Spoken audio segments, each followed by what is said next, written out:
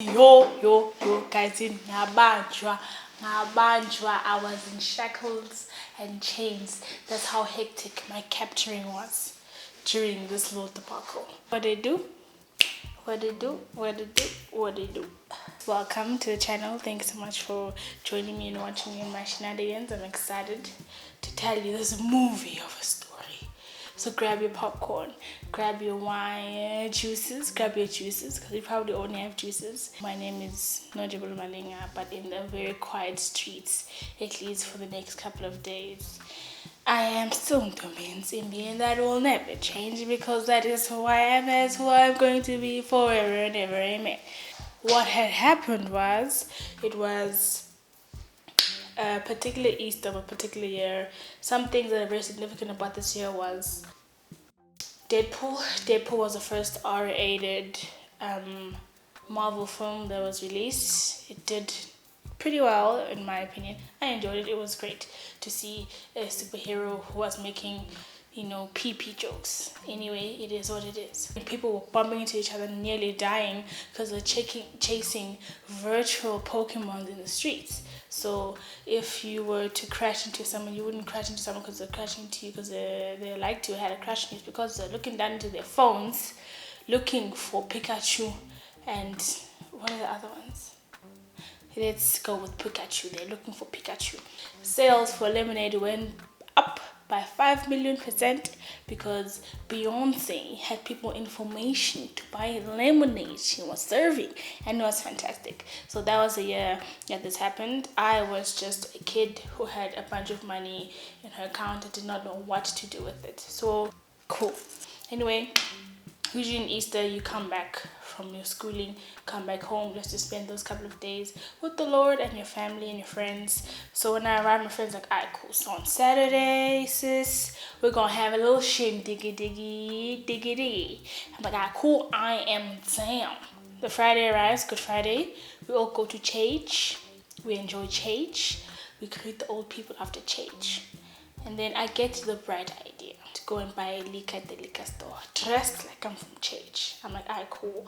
I'm a rebel. I'm going to do it anyway. I grab a friend, I'm like, listen, get in the car. Get in. She gets in. I drive with her all the way to the liquor store. I'm whipping in the car that's not even mine, but I'm in these phenomenally painful heels. I'm walking through the very, very busy mall.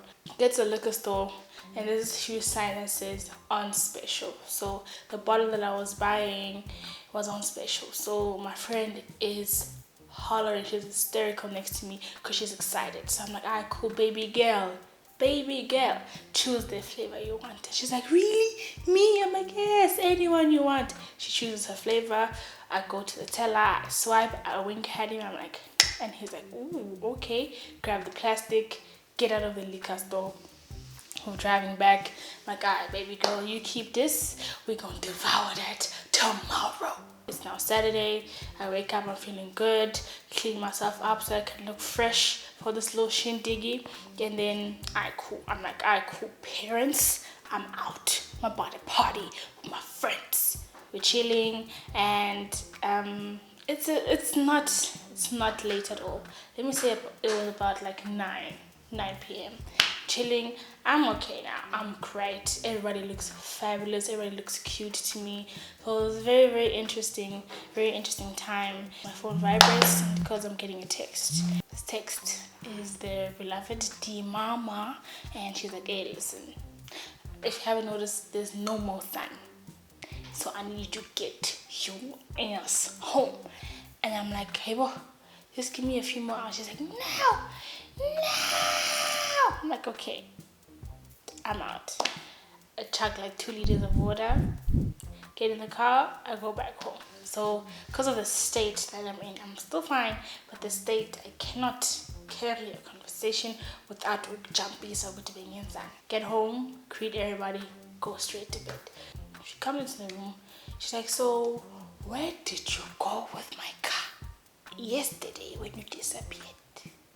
It's like, I told you. I was taking her home. We stopped by my date. Then I took her home afterwards. She's like, okay, cool. And I'm like, yeah, okay, cool. She reaches into her pocket and she's like, so I found this slip. and she shows me a slip from the liquor store, and I'm like, oh my gosh, Mbanjiwe, I'm caught, I'm in chains, it's game over. And I'm like, yep, I see that slip. What that gotta do with me though? And then she yells, what are you doing? What have you done? And I'm like, hey, look, it's not that deep, it's not that deep. And she keeps coming at me with the questions of, how long have you been doing this? What do you think we think of you as a family when you do these things? All these terribly emotionally blackmailing questions. And I'm there, I'm just like, hey, I'm trying to give the answer that will make this conversation go away and end. Sunday, still wake up, the house is still very, very tense. Anyway, it's Sunday now we're going to church for Easter Sunday. Get there, everything is fine. At the end of the service, she calls me, I'm like, hey, what's up? She's like, I want you to go and get that bottle that you bought. And I'm like, what? Why? Why? I don't even think it exists anymore. So I go to my friends outside. I'm like, listen guys, so she says she wants the bottle. They look at me and they burst out in the most painful laughter I've ever felt in my whole entire life. They're like, what are you guys laughing at? This thing is required. And they're like, baby girl, we had it, we destroyed that bottle. And I'm like, so what must happen? What must I do? And I'm like, look, let's just get the empty one, if the empty one still exists, and put everything to peace. We drive back to the place that we were at, tell baby girl to go inside her house to go and get the bottle. So she goes in, and then they ask me, so what happened? How did she find the slip? Why didn't you question her about why she went into your bag in the first place? That's invasion of privacy. And I'm like, no guys, it doesn't matter what I say. It have happened. I just need to own up to what have happened. She comes back, she's like, the bottle's not here. And I'm like, alright, cool, that's the final answer. I'm gonna go back and tell her the bottle's not there. I go back home and I tell her, listen, the bottle doesn't exist anymore. She's like, you lie. And I'm like, what do you want me to say? Mind you, I left early, so I did not even consume this thing, so I don't know anything about anything. So I call them like, listen, she's very upset that this bottle doesn't exist, and she says I'm lying, so this bottle needs to be found. Fast forward a couple of hours, someone's like, we found it, it was in my car. I'm like, finally, let's put this to bed. I grab the bottle, the empty bottle. This is like a drop. There was a drop left inside this bottle. Bring it back.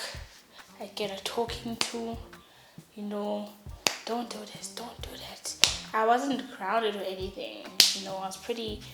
I was a decent age. I was legal, so it wasn't too big of a deal, but I did get a talking to about the rules of this household and these beverages. We don't consume these beverages.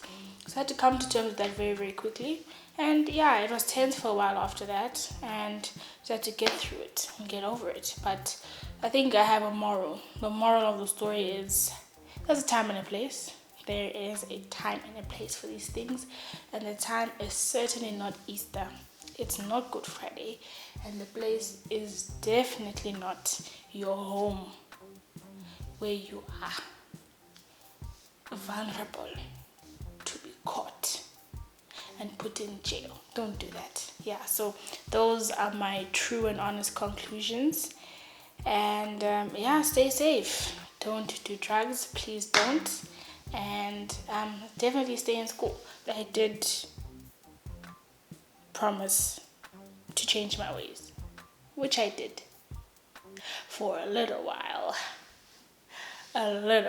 Stay indoors, wash your hands, you dirty pig, and I love you.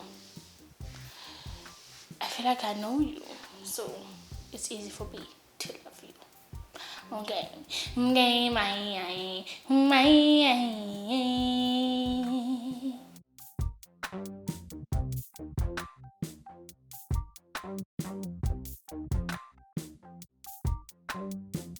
Alright, alright, alright, alright.